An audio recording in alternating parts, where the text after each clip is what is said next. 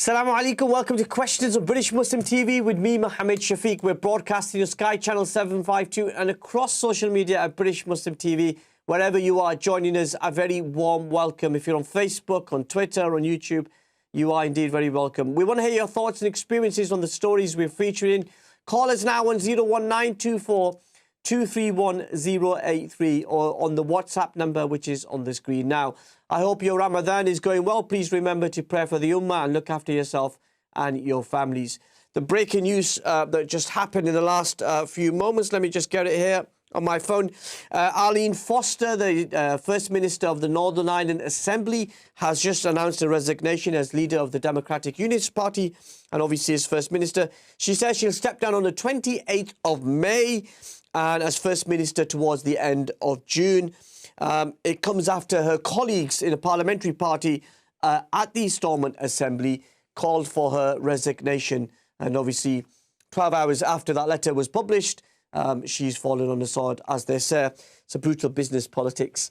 But anyway, that's Arlene Foster, the First Minister of Northern Ireland, announcing the resignation. The party now will have a leadership contest in the coming weeks with a new leader elected and expected to be in place towards the end of May.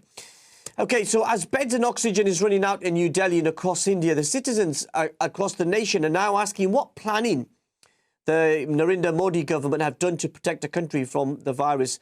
Politicians have been having mass rallies in states facing elections, and now India has once again hit an historic record. India recorded another 352,991 new coronavirus cases on Monday, breaking the global record for the fifth straight day, and 2,812 new deaths, the highest daily figures for fatalities.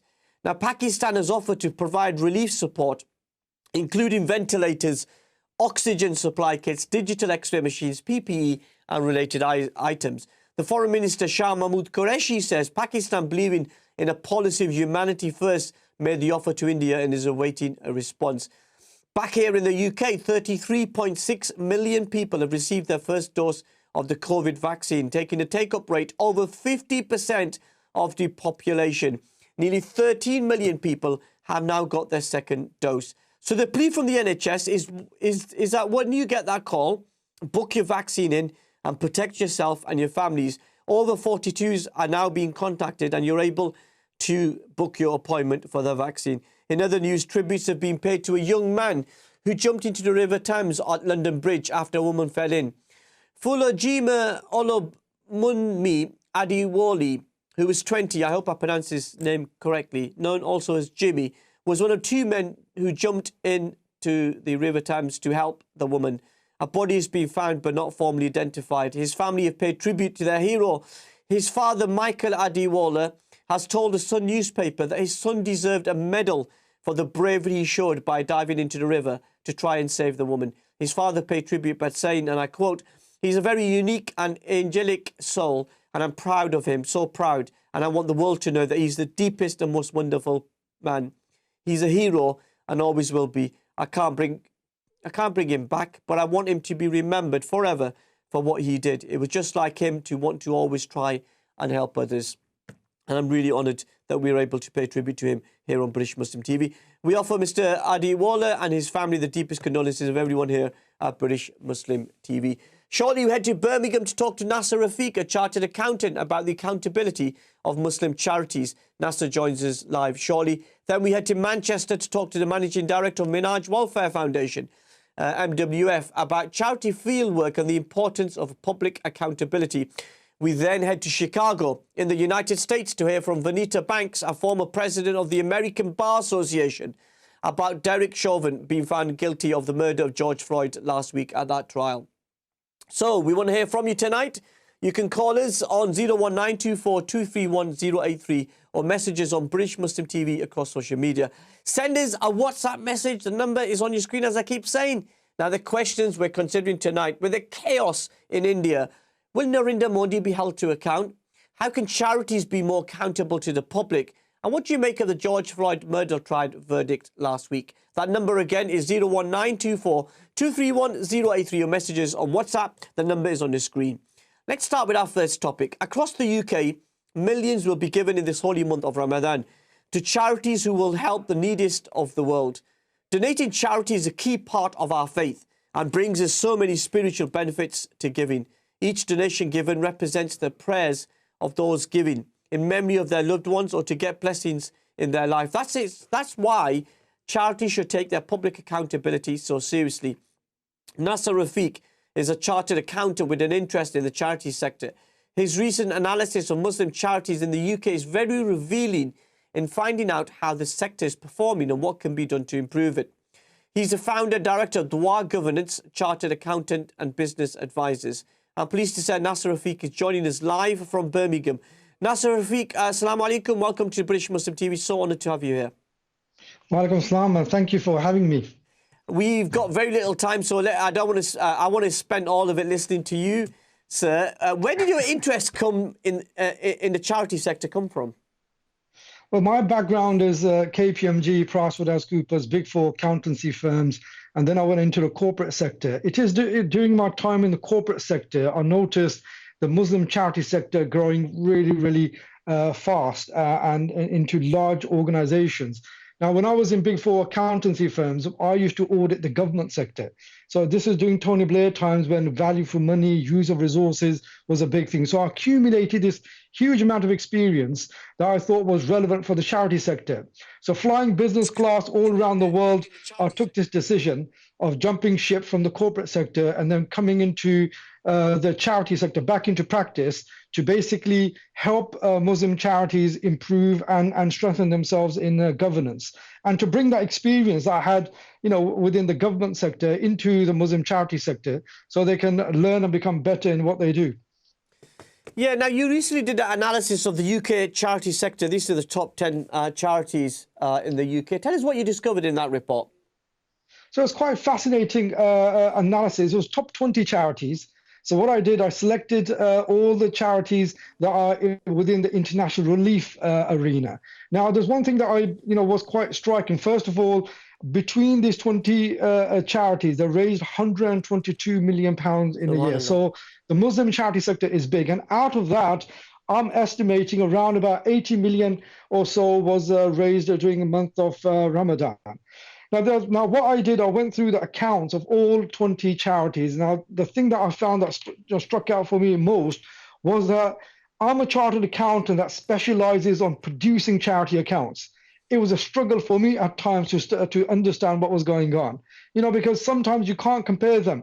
There'll be income that's not related to international relief. There'll be income that's not related to UK. The way the income is basically disclosed is not comparable. So I had to use judgment. Yeah. I had to use my own professional experience to actually compare and see through the numbers on what was going on. Yeah. Some of the results were striking. Some of the things that I found, like, for example, the salary cost within the sector of income was around about 11%. So what I was trying to do was to see what the sector averages are, and then look at one organization. What's the comparison in terms of mainstream charities, in terms of the wage percentage?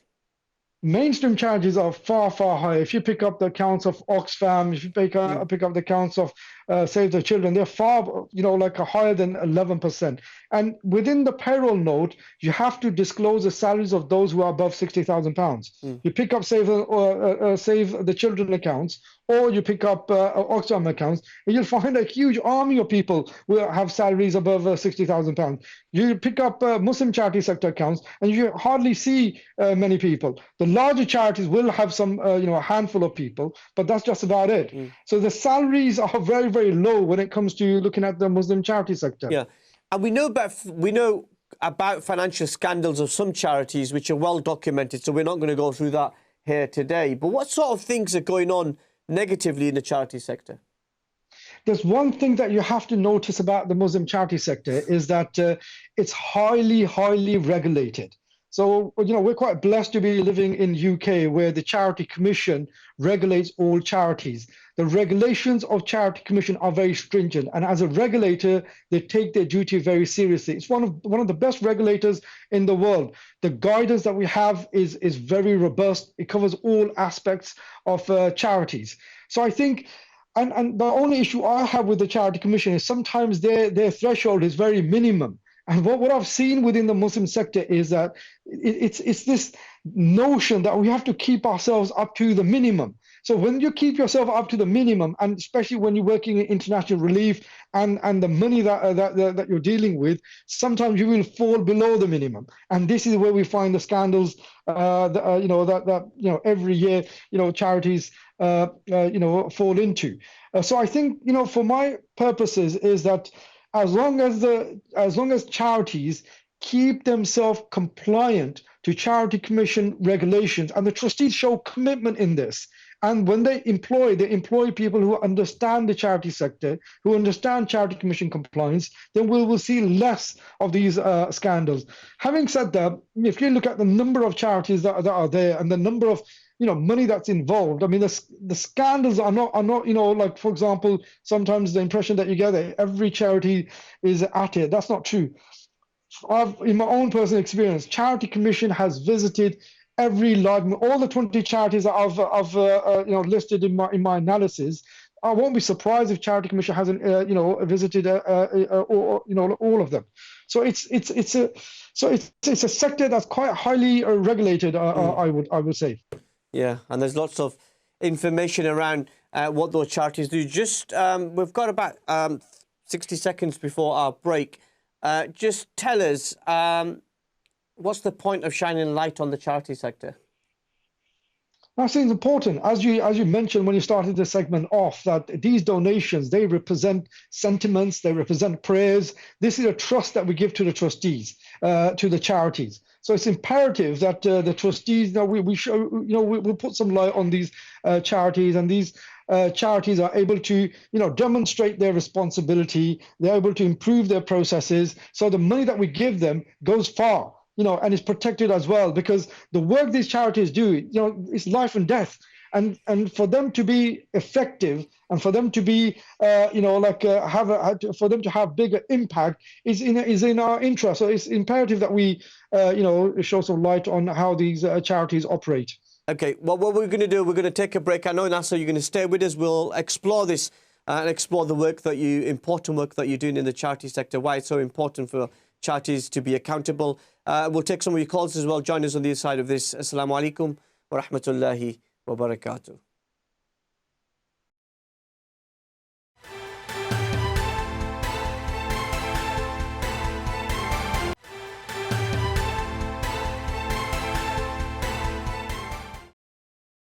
Assalamu alaikum, welcome back to British Muslim TV. Questions with me, Mohammed Shafiq. Yes, at this earlier time of 4:30. I'm still not used to this time. But anyway, we're in week 2 of Ramadan, week 3 starting, alhamdulillah. So, yeah, a couple more weeks and then we'll be back to our normal time of 8:30 on a Wednesday. But Nasir Rafiq is still here. We're talking about accountability in charities, and in Ramadan there's so much fundraising going on in the charity sector. And we wanted an opportunity to talk to experts in the field about these particular issues. Nasir Rafiq, your analysis that you talked about found that large charities raised £80 million in Ramadan alone. Is that something we as a community should be celebrating more? I think definitely it shows the generosity of the Muslim donor. It's very unique. There's no other sector that would basically raise so much in such a short period of time. And again, this sector is not one of the wealthiest sector within UK either. So from the demographics that we have, raising this much money is something definitely to be celebrated about. And again, just the criticism of charities, whatever. The fact is that the charity that we give in UK goes all around the globe. I personally, work with charities that work in Syria, in some of the most, remote areas, most deserving areas, difficult areas in Syria. Getting the money into those areas is a mission sometimes.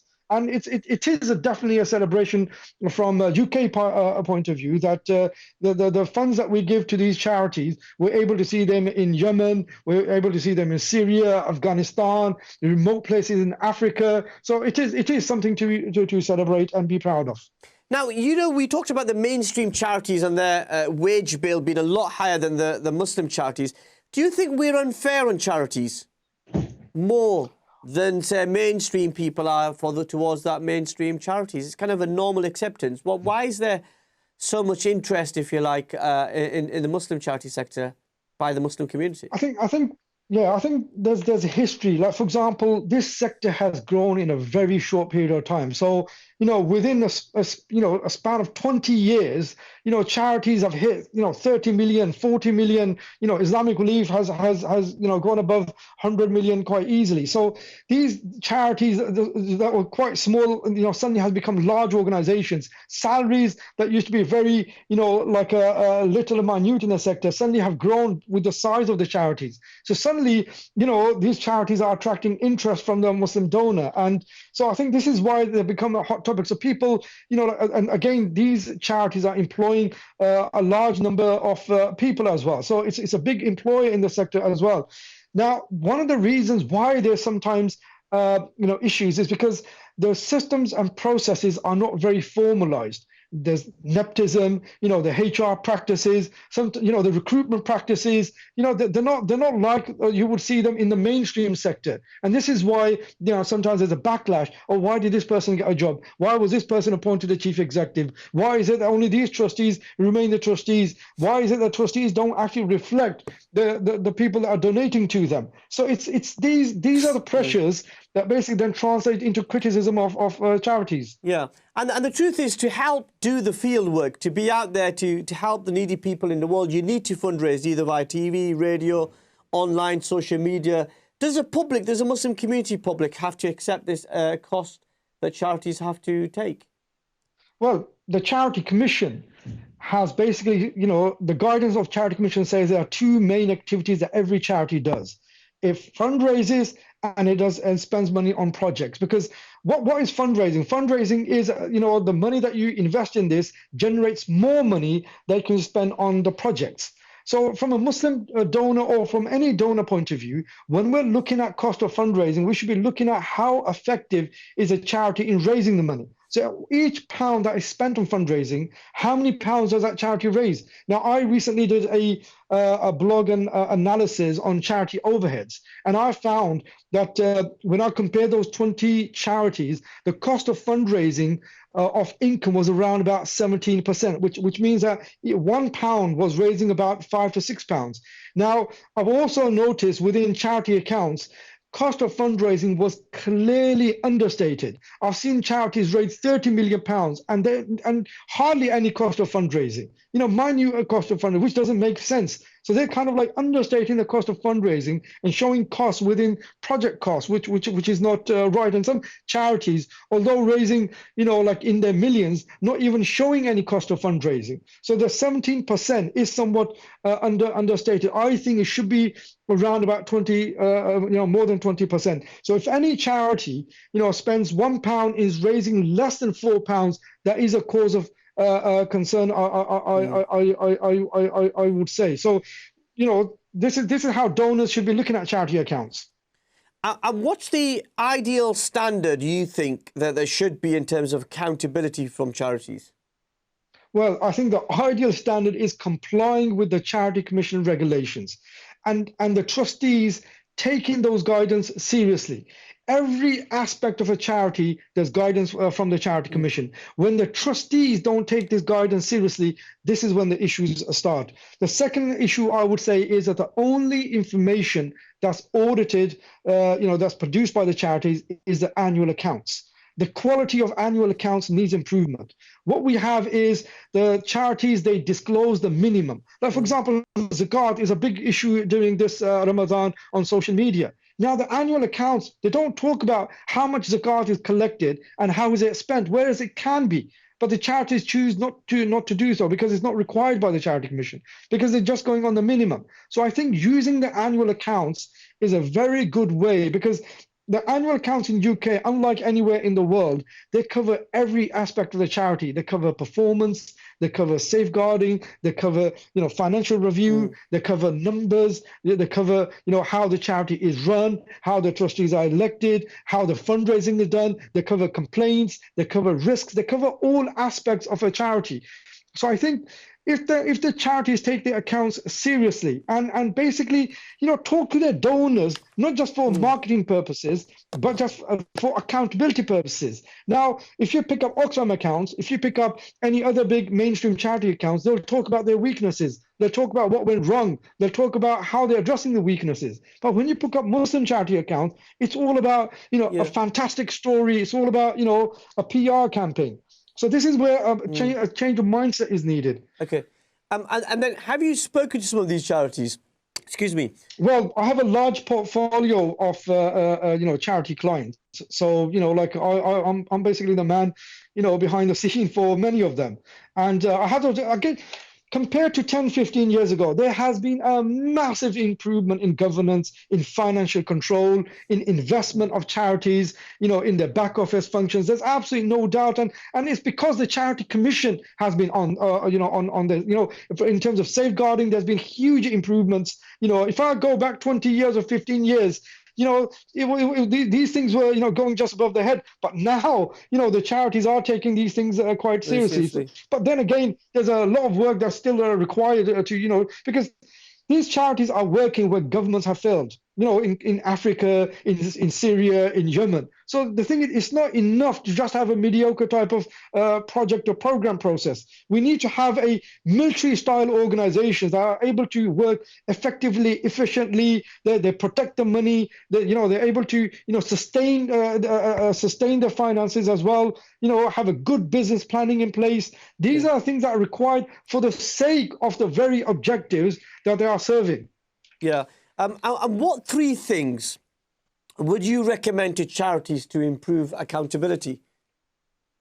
The first thing is basically having a robust trustee board, trustees who are asking the right questions. And basically, another thing is, if you just have a trustees from, people that who different don't have different skill set, don't have different perspectives, then you miss out on things, miss out on questioning the executive.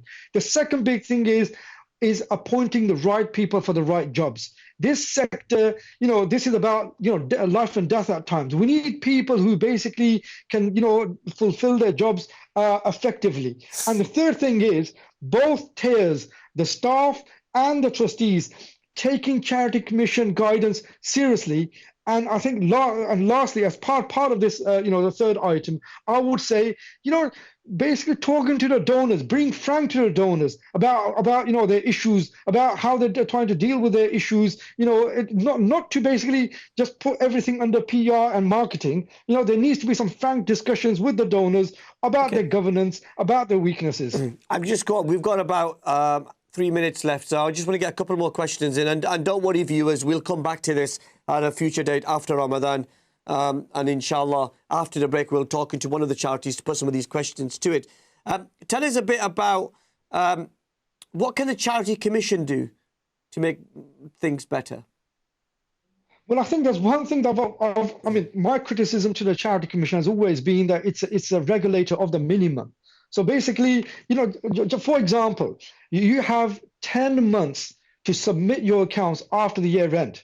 So once you're well above the 10 months, date, the Charity Commission might kick in. Now, the thing is, it's all about the minimum. So again, the Charity Commission intervenes when something goes bad, really, goes bad in a really big way, from a certain point of view, from a no carrot. There's a stick when things go wrong, but there's no carrot. Like, for example, there should be some kind of measure where the charities, like, for example, I've got this 3 stars, I've got 4 stars, like in US. So the charities, in order to compete with each other, in order to demonstrate that they're better than the other charity, they start investing in themselves to be able to demonstrate that they've got 3 stars or 4 stars, or they've achieved this standard. And I think this is what we lack in UK. Again, when you talk to the Charity Commission, it's all about government funding. It's all about them having the right resources. And there's so many charities on the Charity Commission register that they struggle to check all of them. Yeah.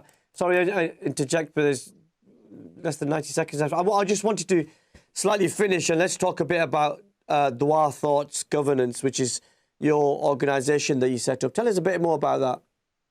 Well, as I said, when in the corporate sector, I was in Pakistan and I met a director of a big, research institute, and he basically said to me, Nasser, you've got this experience, and and I asked him, what should I do? And he goes, just imagine a corporate organization or a charity with Prophet Muhammad Sallallahu Alaihi Wasallam as a chairman and Sahaba as board members. How will that charity operate?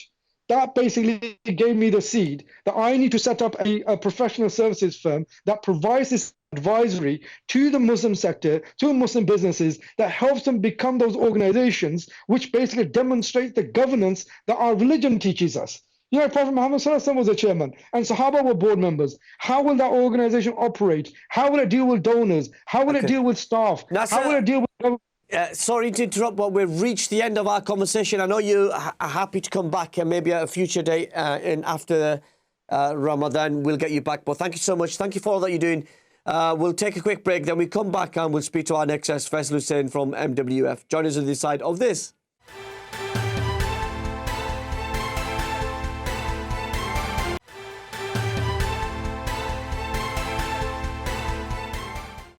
Assalamu alaikum, welcome back to Questions Live here on British Muslim TV. Yes, we are live, so you can pick up the phone now, 01924231083 if you want to join the conversation. Happening as we are on air, Matt Hancock, the Health Secretary, is in a Downing Street press conference, which we're keeping an eye on, about what is coming up in that press conference. We'll keep an eye on that and tell you the summary of that. But I think the big thing, celebration moment for the country, is over 50% of the population have now got their vaccine. And Arlene Foster, the First Minister of Northern Ireland, the leader of the Democratic Unionist Party, has announced her resignation as leader and as First Minister. A new leadership election will happen about that as well. But let's move on to our second conversation. Now, many charities are established by charismatic leaders who want to make a difference.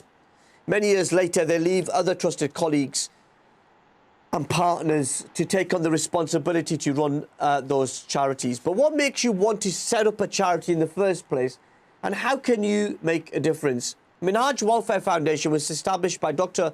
Muhammad Qadri in 1989 with the sole aim of using education to help the needy get out of the circle of poverty. This managing director is Faisal Hussain, and I'm pleased to say he's joining us live from Manchester. Faisal, assalamu alaikum, and very warm welcome to the programme. Wa alaikum salam. Thank you for having me. First question, how is Ramadan during a pandemic for you and your family? Ramadan's interesting this time around, especially for the sector that we're working in, because half the world's suffering a lockdown, half the world is trying to open up again. So we're having to man all the touch points, make sure we've got all our volunteers in the mosques, but at the same time running a very strong online campaign. So it's 24/7 for us these days. Yeah. And tell us a bit more about Minhaj Welfare Foundation. I'd give our viewers a bit of an overview, but why was it set up, and where does it work, and what sort of things does it do? Well, Minhaj Welfare Foundation was mainly founded by Shaykh al-Islam Dr. Tahir Qadri in Pakistan in 1989. And one of the main aspirations, along with all the other aspirations he had, particularly education, he realized that the welfare of society needs to go hand in hand with any transformation, any reformation, any rehabilitation, or anything that you want to do in terms of developing societies towards a better future. So a welfare organization needed to be established so that we can fulfill the charitable aspirations of our supporters, but at the same time channel all of that positive human capital towards making an organized positive difference in society. So along with all the other forums that he had established, he's very particular about education. So he's got a very vast network of research institutes. They developed a very vast network of schools. Along with that, a very vast network of welfare organizations that needed to fulfill all the responsibilities of welfare projects in these areas. So it was founded in 1989, but since then it's now become a worldwide organization. We registered in the UK in 2005, and branches or partners of Minhaj Welfare Foundation are also registered in the US and Canada. And it's purely an organization based on human aspirations, human capital, synergizing together trying to make sure that they can make a strong difference in whichever part of the world that we need help in. Yeah. I mean, Nasir Rafiq, before the break, we were reflecting on the charismatic leaders, and I don't think you can get any more charismatic than Dr. Tahir Qadri, who helped set this charity up, who was the inspiration behind it. What's his involvement on a day-to-day basis? Shaykh al-Islam is one of those people that within very early in their life, they've devolved everything that they've established as far as the organizational setup is concerned. A lot of the organizations that we see, are actually a lot of the mainstream charities were once founded by individuals, were charismatic individuals who had, along with other scientific aspirations, they also had charitable philanthropic aspirations. So they founded these organizations to fulfill their philanthropic dreams. It didn't mean that they were dedicated solely towards those charitable organizations. They were doing their scientific work, they were doing their educational work, they were doing their Islamic scholarship work. Along with that, they were also making sure that their work is producing a charitable investment into the society as well. So Shaykh al-Islam, in most of these cases, their legacy has been that the organizations have developed into institutions and further on. But in our case, Shaykh al-Islam has devolved the organization within his own life, and may Allah subhanahu wa ta'ala give him a much longer life. Ameen. But the whole organizational setup that he established, starting from a very small village in Pakistan, now having a network in over 90 countries, he's devolved that organization, he's institutionalized it, he's given responsibilities to people within each of those sectors. So for example, I'm heading the whole organization, Minhaj Welfare Foundation, not just here in the UK, but also in other parts of the world. And I'm running this organization along with the trustees that I have in the UK and in other countries that we have. And his day-to-day involvement is next to none. However, we take a lot of inspiration from him. We take a lot of inspirational guidance from him, and he's the ambassador of the brand, and people love him. That's why they support Minhaj Welfare Foundation as well. Now, lots of our viewers won't know this, but you left a corporate role, which was very well paid, to join a charity. What drove you to make that decision? I was in the corporate sector for almost 17 years, working for one of the Fortune 500 companies, and I was the director of operations, initially working in the UK, but then I was assigned to expand their aspirations in Europe. So I was the director of operations for their organization in Europe, and I was heading a very aggressive expansion plan. And by the time I left, the regions that I was responsible for were turning over almost 90 million euros. It was a very demanding sector, corporate sector, service-driven sector. It's very profit-driven, very demanding, but I learned a lot from there. And I was approached by one of my friends asking me that this organization, Minhaj Welfare Foundation, had grown into the size where it wasn't sustainable through the voluntary sector that we were managing it. And we needed somebody with an international exposure, with a lot of experience of establishing the organization in different countries, and also improve the local management structure, the governance structure, making sure that the charity runs really well, but also the implementation side of things. So when I was approached about that, I spoke to my wife, and we did an analysis of our 17 years of life. Well paid, a lot of investments. Pretty much we were secure as far as my two sons were concerned. I thought, okay, fine, we've got enough savings to give them a good head start in life, and maybe this is the right time. And for us, it was God sent, because we were sort of thinking, how long are we going to carry on for this aggressive, profit-driven, making money lifestyle? Because it takes a lot of your time. So you don't have much energy or time left to make a positive difference in society or fulfill your charitable aspirations or do something good in life. So we were in our late 30s, and we thought this is probably the right time to decide and make this switch. So we transformed our lifestyle. We reduced everything that every type of a job and every type of incomes come with a lifestyle that you develop with it. So we consciously spent 6 months shrinking our lifestyle, shrinking all the nice to haves, and reducing our lifestyle to need to haves. And we made this conscious decision that we're gonna relocate from Brussels to Manchester, along with our two sons. One was about 2 then, and the other one was 3. And we moved here, and I have to tell you, 17 years of corporate life has taught me a lot, but the level of contentment that I've received here is priceless. No salary packages or bonuses can match this. Can I just say to you, there's something very special about Manchester. So I know we're a welcoming city. So that's great to hear that you were made to feel welcome in the great city of Manchester. Just tell us a bit about, you know, you talked about Minhaj al-Quran being very established in 90 countries, lots of fundraising, but there's a huge network of support out there, which is because what people might not know, you're totally a voluntary organisation. You don't get any funding from any government from anywhere in the world. No, we don't. We're totally a grassroots level organisation, and we would say predominantly represent the middle class or the lower middle class as far as the income streams are concerned. We don't have many large donors, but we have a vast network of donors spread out throughout the UK and also in other countries, other parts of the world.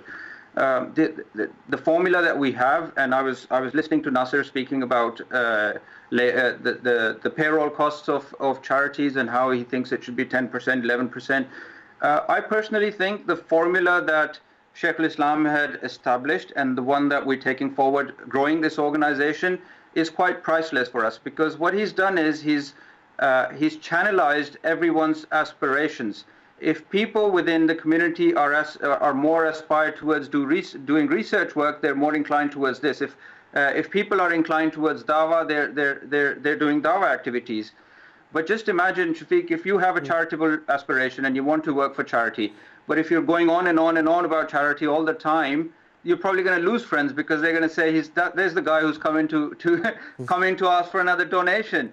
So what happens? What makes you engaged in your role in BMTV is because you've got a variety of activities. When you're feeling charitable, you can jump into an appeal and ask people and make your contribution towards inspiring people to make a donation. But if you want to make a political change and create awareness about whatever issues are going on in the society, you come into talk shows like this. So the network of Minhaj al-Quran, we try to cater for all of these different aspirations of people. But people also go, sometimes they feel charitable, sometimes they want to do dawah, sometimes they want to do something political, sometimes they want to do something to do with research. So whenever they feel, however they feel, Minhaj, the network of Minhaj offers them that channel to be able to synergize with it in one way or the other. Well, just one more question before we go to our break. How important is accountability to you personally and Minhaj Welfare Foundation? It means a lot. Obviously, coming from a corporate sector, accountability is the root of success. We are privileged because we have a network of trust that has a lot of trust for us, but it's important for us not to take that trust for granted. So for that to be able to do over the last 4 years that I've been taking this role, regardless of us having a very high rating of trust in our donor base, in our supporter base, we still fulfill not just the minimum like your previous caller was saying. We make sure that we're achieving the maximum. In a lot of countries where the charity commissions or the local commissions don't have a requirement of audits or don't have a requirement of tax returns, we make sure we fulfill all the major charity requirements, or the large charity or the medium-sized charity requirements, despite being small in some of those countries, because we want to make sure that our house is in order and we're prepared for being a large-scale organization. We're prepared for becoming a bigger organization. Okay, we're going to take a break. When we come back, we'll carry on the conversation with Faisal Hussain from Minhaj Welfare Foundation, but also we'll give you the news from the Matt Hancock Health Conference, which is happening in Downing Street. Join us on the other side of this. Assalamu alaikum wa rahmatullahi wa barakatuh.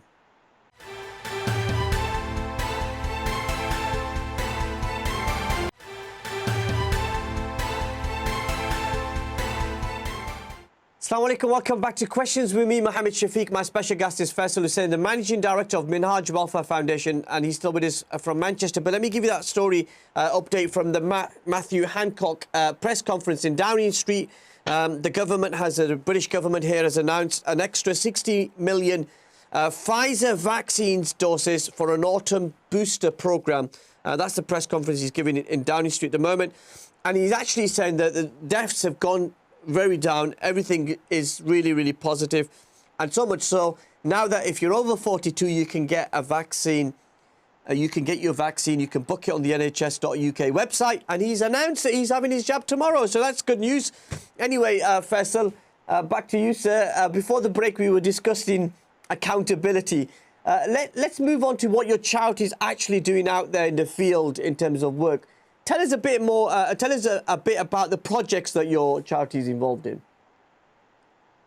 Well, Minhaj Welfare Foundation is predominantly, it was founded in Pakistan, and as a root cause of initiating from Pakistan and becoming a worldwide charity, most of our projects focus on the crisis and the issues going on in Pakistan, among which is probably one of the largest network of educational institutes that we have in Pakistan. We have almost 600 schools that operate in Pakistan, and Minhaj Welfare Foundation provides a lot of support to those network of schools in the form of student scholarship or the renovation or the running expenses of these schools. And most of these schools are operating in rural areas, in areas where education would be very difficult to gain access to. And our formula is that we try to build an institute or try to build a school which is on level with the local community. We wouldn't go to if we've got a hutted community built out of mud huts, we'll build a school which is also built on mud huts so that the local community can sustain it. It fits in with their system, and they can manage it. If you end up building a very high-profile school in a rural area where they don't have resources or access to, let's say, even things like a doorknob or a fan that breaks down and they have to travel miles and miles to get it fixed. So we try and make sure that it is within the means of the local community. They own the project, we support the project, and it carries on delivering sustainability to the local community. So education is, I would say, almost 70% of our charitable funds are spent on direct or indirect education. But having said that, very soon going into the education sector and supporting the education sector as a charity, we realized there are a lot of connecting issues that prevent access to education.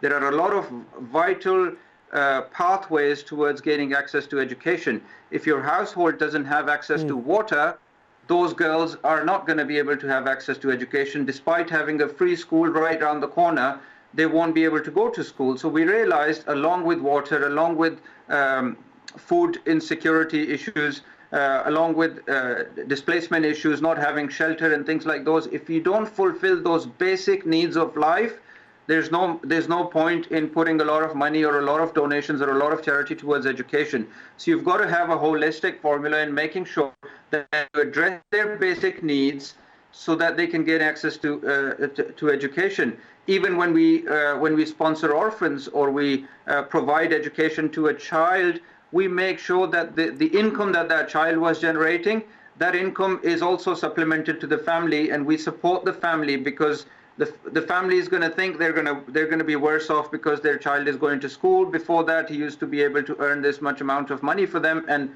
provide sustenance to the family. So we provide other sources of income for the family so that the child can painlessly, without any issues, have free access to education. So having a specialization in education, we've had to establish specialization in water projects. We've had to establish specialization in food aid and shelter aid and emergency relief, because we've noticed that whenever there's an emergency, that whenever there's a crisis,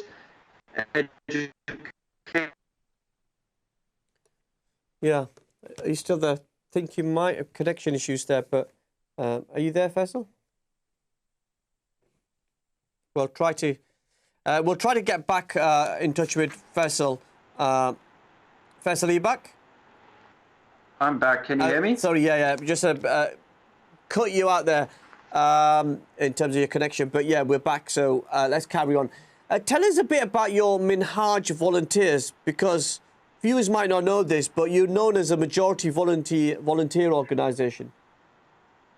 Yes, we're proud of our network of volunteers, because that's our strength. And I've lately been listening to a lot of the charity sector feedback, which says you can't rely on orphans as your main source of implementers or main source of support network. I believe you can. However, there needs to be a complete program of looking after the volunteers. You need to develop that culture so that you can trust those volunteers.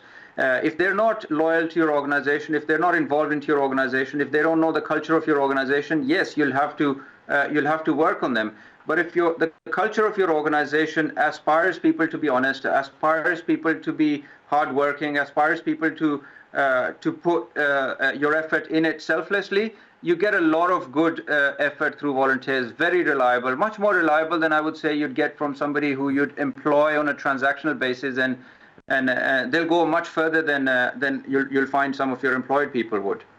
Now, during this pandemic, you've been supporting, Minhaj Welfare Foundation has been supporting people who lost their job. Can you share a bit more about this?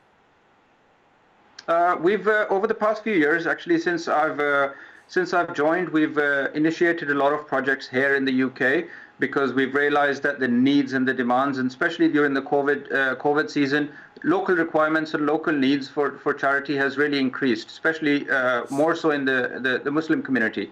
And we've noticed a lot of the community that is struggling to claim furloughs, struggling to get access to these government stimulus. They really are struggling, and they don't know any ways of achieving or getting that aid. So we've, over the last 12 months, we've run a 24/7 support center. Our network of volunteers has been providing national coverage of providing ration packs, and in the form of helping the elderly go get their rations from different parts from supermarkets. We've also been seeing a lot of educational projects here in the UK. One of its kind is the Minhaj College Manchester, which provides a very holistic British education style, but Islamic studies being incorporated into the syllabus of Minhaj College. So we're working on very innovative stuff as far as the Islamic education sector is concerned, but also in terms of relief. Because we know the community needs to be lifted, it needs to be carried forward along with the catering for their needs, their desperations. We also need to make sure that we're coming up with innovative ideas so that we can empower the community, educate the community, and make them more better, stronger, more British, more integrated, and more aware citizens of society at the same time. So we're working on all of these different fronts as far as the UK is concerned. We're coming to the end of the interview, but just tell us a bit about Minhaj Welfare Orphan Care Complex, which is a huge project which you're leading on. Tell us what you're planning. Yes, we launched this project because our first orphan care program started in 2005 in Pakistan because of the earthquake. So we realized a lot of orphans were helpless on the streets. So we started this orphan care program. And only this year, a lot of those orphans are now graduating. They're going through university, and we've also initiated microfinance programs for them. So they're starting off their own businesses. A couple of them have also gotten married, and they're starting their own life. Sure. And they're all stable, they're setting up, and they're not reliant on charity anymore. So after that long period of running those orphan care programs, we now starting it all over again, fresh, much bigger, much larger, catering for 1,000 orphans, a separate one for girls, because we realize that just boys is not enough. There's a lot of girls which are also helpless that need orphan care programs. And our program is going to be different because we're going to engage, we're going to try and find out their blood relatives, and we're going to incorporate them into the care program. So it's going to be a hybrid between fostering and also engaging their blood relatives, their cousins, their nephews, be able to offer these orphans to be able to go back to their relatives for weekends, for holidays, so that they're engaged in that family group, but also at the same time, there's dedicated care for them. So this orphan care program is going to be, inshallah, we'll be setting the foundations of it late this year. We're running a campaign this Friday. We're on BMTV running the appeal. And we're hoping this Ramadan we can raise enough funds to be able to lay the foundations of this orphan care complex and get the construction done within the next 2 years. Yeah, and where is that? Sorry, is that in... This is going to be in the outskirts of Lahore, which is one of the major urban cities of Pakistan. And we realize that's probably the best location in that sense. It's not in the city; it's a little outside the city, so you get the best of both. You do. My final question, sir, what's your view, what's your message to our viewers about your organisation and Ramadan? Well, Minhaj Welfare Foundation may not be as mainstream as some of the larger organizations that you constantly hear of, which probably have a lot of marketing budget and Google search budgets and stuff like that. But we're a naturally grown and organically grown organization, which has extremely gone mainstream over the last 2 to 3 years. Previously, we've been very passively fundraising within our own membership group, within our own organization group. But since I joined, I realized and I noticed they're doing such good work and not highlighting it too much. So we took our message out to the community over the last 2 years, and we've seen an increased amount of support. You can go on the Charity Commission website and you can see how the organization was passively growing, organically growing over the last 10 years. And in the last 3 years, it's increased twofolds. And it's purely because the community has got a lot of respect for the Minhaj brand, and they really appreciate the work that we do. And everyone that you meet, or everyone who knows anybody who's affiliated with Minhaj, they've all got a very good reputation. And why not take this message out to the community and help us bring this charity into the mainstream fold like any other charity? Okay. Well, Faisal, thank you so much for joining us and sharing your charity story with us. We wish you well, sir. Thank you. That was Faisal Hussain, Managing Director, excuse me, of Minhaj Welfare Foundation. He was joining us live there from Manchester. Let's give you that story from the Downing Street press conference, which Matt Hancock, the Health Secretary, has been leading. He's announced that the government has procured and got an agreement for 60 million more Pfizer vaccines, which will be available for an autumn top-up later on in the year. But that's coming from Downing Street in that new press conference. I just wanted, because I just get it here on my screen, but also Jonathan Van Tam, who is one of the Deputy Chief Medical Officer. We'll talk about him just after the break. Join us after the break. We'll talk about the George Floyd murder trial by going to the United States. Join us on the other side of this.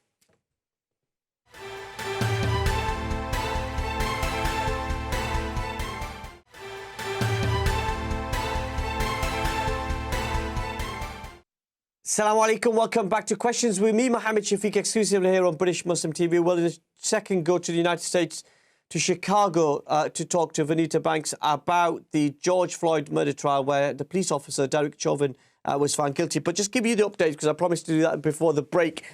Health Secretary Matt Hancock has been leading that Downing Street press conference on the coronavirus. Jonathan Van Tam, the Deputy Chief Medical Officer for England, was there, and also the NHS England's Dr. Nikki Kanani.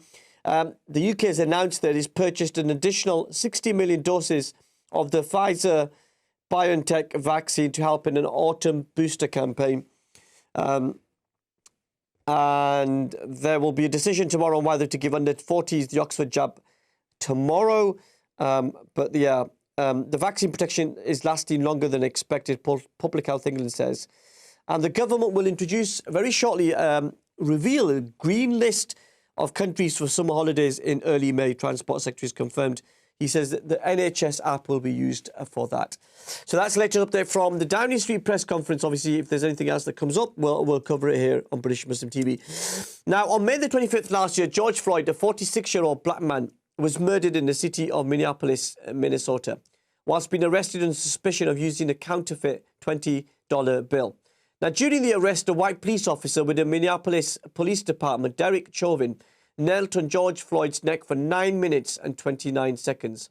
Last week, the jury found Derek Chauvin guilty of all charges, including second-degree murder, third-degree murder and second-degree manslaughter. He will be sentenced in 8 weeks.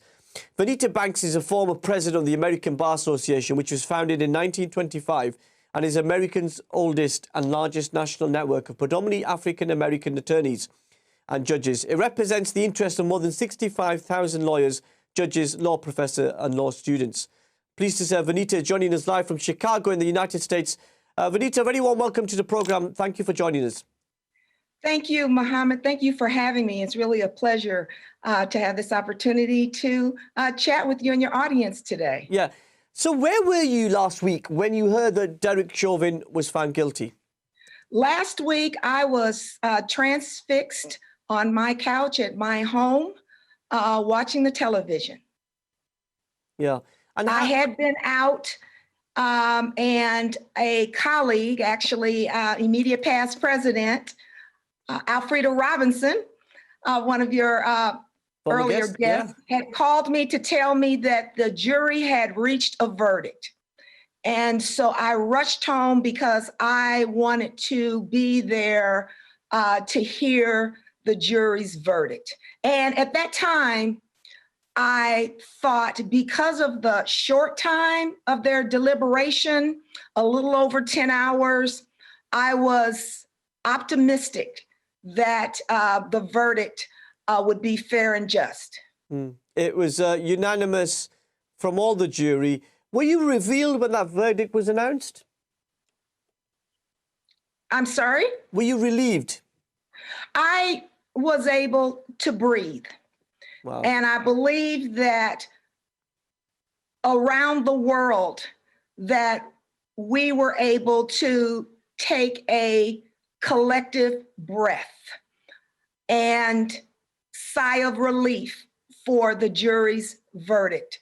It was a measure of justice for the George Floyd family, in as much as true justice and real justice would mean that George Floyd is here today. Yeah. But it was a measure of justice and potentially a transformative moment where we saw justice for George Floyd's family, at least a measure, and an opportunity for justice moving forward. We saw, unfortunately, as the verdict was being announced, that yet another young female teenager was being killed in Columbus, Ohio at the same time. Yeah. And so since the verdict, there have been at least 6 killings by police officers of African-American men, women, and children. Now, how important was this as a moment in American historic fight for civil rights? It's a critical moment. It's a moment, and a transformative moment. It is a result of the insistence by a diverse group of people that we've never seen before, Mohammed, that in the wake of George Floyd's death, as we watched with horror around the world as George Floyd was being actually lynched in broad daylight, this verdict is a transformative moment where we have an opportunity to change policing in the United States. It is a first step. We were able to take that collective breath, but we still have a lot more work to do to achieve truth, transparency, and accountability in policing in the United States. Yeah, and someone involved like yourself in the judicial system, what have your colleagues been saying about this verdict? Well, again, that it is a precedent for accountability in policing moving forward. A first step. We watched in horror, 8 minutes and 46 seconds. And then we were introduced in the trial to the actual time frame of 9 minutes, 29 seconds of a human person, a father, brother, friend, citizen, community member being lynched in broad daylight. And it shocked the conscience of diverse people. I've never seen such a diverse outcry of protesters, all ages, ethnicity, just an intersectional group that came forward to say enough is enough and that this is wrong. Yeah. And now the Floyd family have been amazing and steadfast in their fighting campaign for justice. What would you like to say about the family? The family is a wonderful family. They've endured so much, and yet they've been so gracious and forgiving, and recognize that they can be a catalyst for transformative change moving forward. I know, of course, Ben Crump, a member of the National Bar Association, represents the George Floyd family, and he and one of George Floyd's brothers, has testified before the U.S. Congress, been embraced by people all over the world as we move forward to address the systemically racist policing system here in the United States, and to move forward to transform and reform that system. And it starts with our next step. I was just going to ask you, sorry to interrupt there, Vanita. I was just going to ask you, what needs to change in the American justice system to make it safer for Black people? First, what needs to change is that there needs to be a national standard for policing in the United States. There are 18,000 police departments throughout the United States, and we need to ensure a national standard. And that's going to start with, one, the George Floyd Justice in Policing Act, which has been passed by the U.S. House of Representatives. And we're advocating that the Senate pass that law immediately. And it would eliminate qualified immunity, which protects police officers from civil prosecutions because of such a high standard of proof. It would eliminate the type of chokeholds that the world witnessed with Mr. Floyd. It would also ban no-knock warrants. There's no reason why anyone should be subject to being killed as they're sleeping in their own home. And that is exactly what happened to Breonna Taylor. It would establish a national and centralized database for police officers. Currently, a police officer who's committed a crime in one state can move to another state and join their police department. It would also include monies for communities. And this is extremely important. As you know, policing is governed predominantly at the municipal, local, and state level. And so this would provide funding. And what needs to change, we need to reimagine policing in the United States. And of course, there's a debate about, well, what are you saying, defund the police? Yeah. And there's a whole debate about that. And those terms. But there's a debate also. There's a debate also around the constitutional implications. Does the federal government have the authority to compel states, individual states, to implement the George Floyd Memorial Bill? Absolutely, absolutely. There's no constitutional grounds that would preclude the United States from acting to protect United States citizens. Absolutely not. So the bill has passed in the House. It has moved to the Senate. It is hoped that the Senate will approve the bill. I'm sure that's not going to be exactly as it's written, but the sponsors of the bill, including Congressional Black Caucus member Karen Bass, who's one of the sponsors and drafters of the bill, is working very hard with members of the Senate, specifically Tim Scott. He had a companion bill, and they're working very hard to reconcile those two bills so that the major aspects of that legislation can be passed. Okay, we're going to take our final break. I know, Vanita, you're going to stay with us. We'll carry on the conversation, just showcase Joe Biden's first 100 days in office and Vice President Kamala Harris.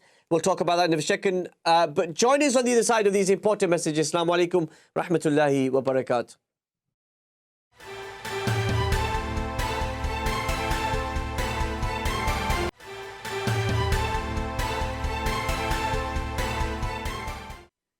Welcome back to Questions with me, Mohammed Shafiq, exclusively here on British Muslim TV. Now, Vanita Banks is still with us. We're going to open the lines if you want to ask her a question and take some of your calls if we've got time. 01924231083. Now, Vanita, what did you make of President Joe Biden's response to the verdict? I thought his response was outstanding. You know, as a leader, let me just say that President Biden is the right president at the right time. And I thought that his words of comfort to the family were much needed and appreciated. And his words resonated with us here in the United States. And then you've got Vice President Kamala Harris, who has a lived experience, you know, of South Asian background, black. How important is it that you have this lived experience when bringing forward policies to change life for minority communities? It's critically experienced, and that is what it's critically important. And that's what diversity brings to the table, a different point of reference and a different frame of view. And of course, Vice President Harris's election was a shining, historic moment in time. She's smart, she's compassionate, and she understands the experience of Black people and Asian people, and I believe all people. And she perfectly balances President Biden, and diversity is a strength. And she mentioned that in her comments following the George Floyd verdict as well. You know, the fact that we're addressing systemic racism is what's holding America back. And I would ask all of your listeners to imagine what the world might be like without racism. Yeah, well, it'd be a great place, wouldn't it? President Joe Biden is addressing a joint session of Congress this evening, Washington time, 9 o'clock Washington time. And he's putting racial inequality at the heart of his address. How different is that from President Donald Trump? Well, you know, it's obviously very, very different. I mean, past President Trump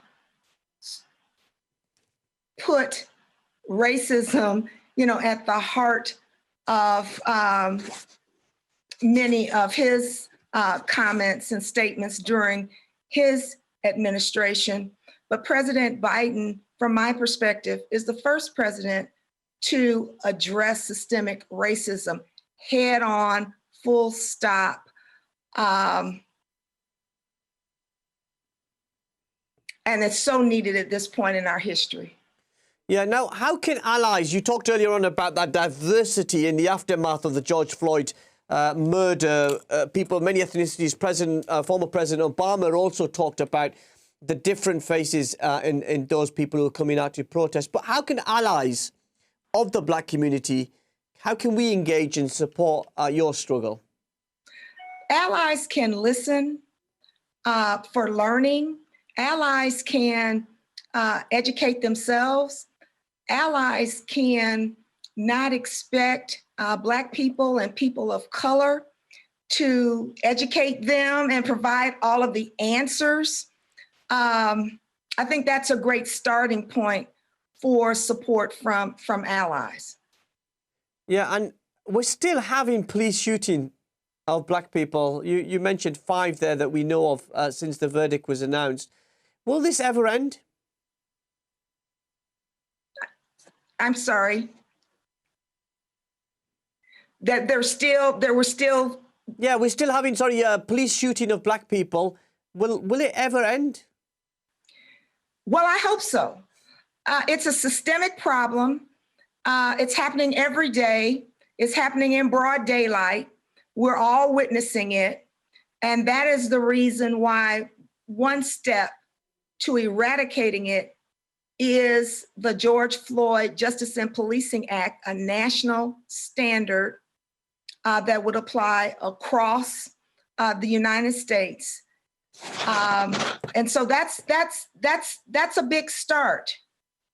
And I think as much as we continue to shine a light on this inequity, people will continue to protest. People will continue to say this is wrong and it has to stop. And I believe that as a result of the George Floyd verdict, and as police officers and police departments see that these crimes will be punished, I think that will help accelerate change as well. And how can we build better communities where human life is protected?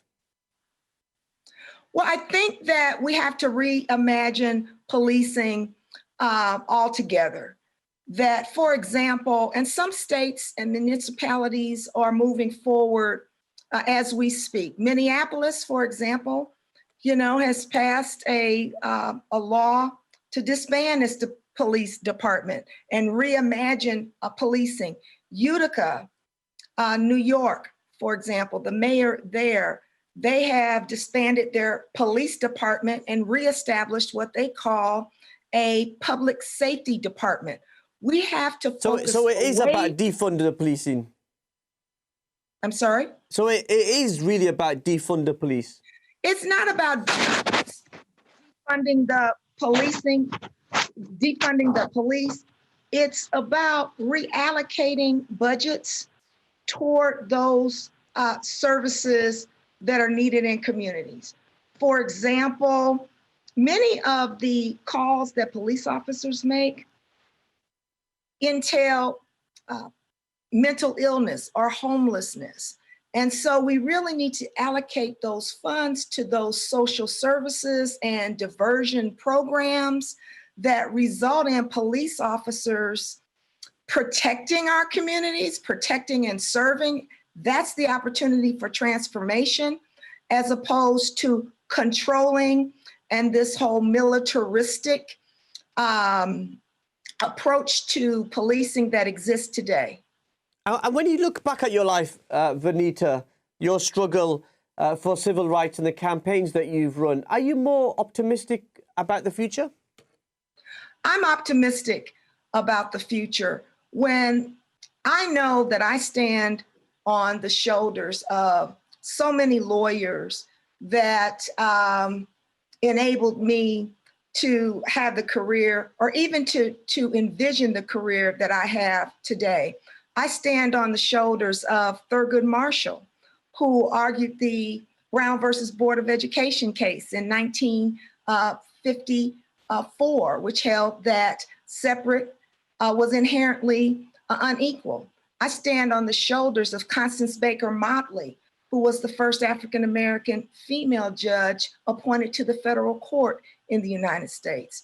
I stand on the shoulders of Fred Gray, who determined that he was going to root out and destroy every segregated institution that he could find. And at 91 years old, he's still working today. And of course, he represented Dr. Martin Luther King Jr. and Rosa Parks. And so, yes, we are the leaders of this time, and that each of us must be visionaries and futurists. And so this is the baton to which we've been handed, and we have an obligation to, in the words of John Lewis, continue to make good trouble. So yes, I'm optimistic. This is a historic moment. We still have a lot more work to do. but I'm confident that working together in the United States and with our allies worldwide, that we can change these systems in the United States, from policing to healthcare to housing to social justice. And that's the work and the passion of my career. Well, Vanita Banks, thank you so much for that powerful contribution, and thank you for coming on the program. For all of us here at British Muslim TV, please keep safe, my friend, and we're looking forward to welcoming you back in a future show. Thank you so much for having me. I appreciate you. That was Vanita Banks joining us live from Chicago in the United States, reflecting about the brutal murder of George Floyd, that trial in which Derek Chauvin was found guilty, a unanimous verdict, and looking to the future, to a future free of racism. And that's an ambition and a goal, an aspiration and a dream that I believe that we could achieve in our lifetime if we all just reflected on our own language and our own behavior and made the world a better place. So we want to offer a real sense of appreciation to the family, to the Floyd family particularly, who their ability to campaign for justice, to galvanize people, not just in the United States, but around the world, to believe in a better future, to believe in a better world, because together as Muslims, we believe in that better world. We've got the best example in terms of the Prophet sallallahu alaihi wasallam, and we can make the world a better place. And we can reach out and work with our friends from the Christian community, the Jewish community, people of no faith, believing in that same principle, which is working together. Thank you so much for joining us. We'll be back. We'll be put my teeth back in. We'll be back next week with some new guests, new topics. But as always, thank you for your support. Have a great evening. Assalamu alaikum wa rahmatullahi wa barakatuh.